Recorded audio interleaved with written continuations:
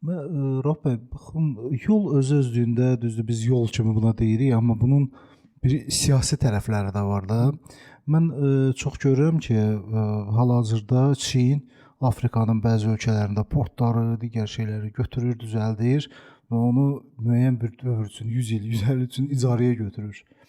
Faktiki olaraq mən əvvəl fikirləşdim bu niyə eləyir də, yəni bu. Sonra görürəm ki, Amerikanın özündə də, şeydə də onların yəni başqa yerin gəmisi ora girə bilməz. Özü bir daxildə bir monopoliya yaradırlar da özləri üçün. Ki onu nəzarət eləmək üçün. İndi hal-hazırda bu bizdəki indi bu dəhliz var, hal-hazırda mövcud olan dəhliz.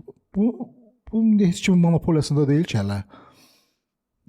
Elə region ölkələrinin öz monopoliyasındadır. Yox, region ölkələri demirəm. Mən böyük ölkələri nəzərdə tuturam. Bu Çindir, Amerika Birləşmiş Ştatlarıdır, Avropadır. Hələ ki deyil. Çünki bəzi mən Gürcüstanda bəzi görürəm, bəzi limanları istəyirlər Çinlilər almağa. Bilmirəm alıblarmı? Yəni yox, bir liman Anakle limanına, orada da 51% dövlətdir, 49% Çin şirkəti daxil olmalı idi, amma hələ ki o məsələ hələ açıq qalır. Bax, Xəzər dənizi üzərindən bizdə iki giriş var da, belə deyək də. İndi əsasları mən deyim. Bu Aktauda hal-hazırda infrastruktur olan Qazaxıstanı nəzərdə tuturam və digəri Türkmənbaşı da bilmirəm. Aktau'nun cənubunda yeni il 2016-da açılan Kuruk da var. Bir də açıldı, onu bilmirdim. İndi faktiki olaraq bunlar burada deyək ki, Qazaxstanda bir infrastruktur var da eləyir. Türkmənbaşı nəsə bir iş görürmü ki, ümumiyyətlə oradan da bir yol olmasın da bir yoldan asılı qalmayaq biz. Bu arada Türkmənbaşı limanı Xəzərin ən böyük limanıdır. 17 milyon ton yük, 400 min TEU konteyner. Türkmənbaşı bizdəki idi. Yox, bizdə 15 milyondur. Sadəcə Türkmənbaşı limanının bir məsələsi var ki, naviqasiya kanalları dib dərinləşdirmə işi görülməyib. Yəni üstünlüyü var, amma ora girən gəmilər yarıda olmuş halda girməlidir. Çünki lelə otura bilər. Türkmənbaşı Bakı əlaqəsi niyə müstəsna əhəmiyyəti var? Çünki quru dəhlizlərinə tranzit vaxtı çox önəmlidir. Bu ən qısa məsafədir. 300 kilometr bizi ayırır Türkmənbaşıdan. Və Türkmənbaşı şəhərində belə baxanda Bakıya 300 kilometrdir. Paytaxtda Aşqabada 650-dir. Yəni bizə daha yaxındır.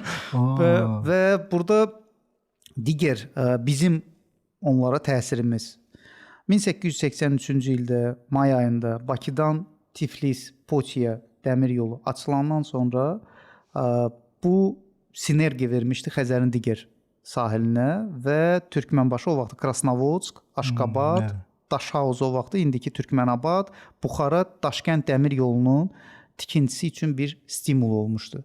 Və beləliklə bu vahid bir nəqliyyat karkasına çevrilmişdi. Hal-hazırda yeni bir layihə icra olunur. Çindən yeni bir istiqamət. Çin, Qırğızstan, Özbəkistan dəmir yolu, hansı ki çıxacaq Türkmənbaşı limanı. Bizim artıq o istiqamətdən siz dediyiniz kimi iki istiqamət üzrə yük axını gələcək. Biri Çin, Qırğızstan, Özbəkistan, Türkmənistan, biri də 100% yalnız Qazaxstandan. Və bu iki istiqamət burada da çox önəmli məqamından ibarətdir ki, bəzən manipulativ, bəzən yanlış ritorika ilə dövlətləri bəzən üz-üzə qoyurlar. Bunlar biri-birini tamamlayandır. Hətta rəqabət olsa belə sağlam rəqabət olacaq.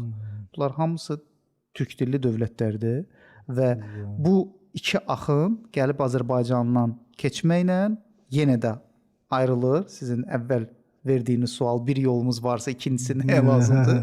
Bax, buradan yenə də şaxələnib hər istiqamət üzrə gedəcək. Və digər bir məqam, nə qədər çox yolunuz varsa, bu sizin üstünlüyünüzdür. Sizin plan A, B, C, D, yəni çeşid verirsiniz ki, hansı sizə sərf edirsə, hansı istiqamətlə daşımaq istəyirsinizsə, bizim yollarımız sizin sərəncamınızdadır.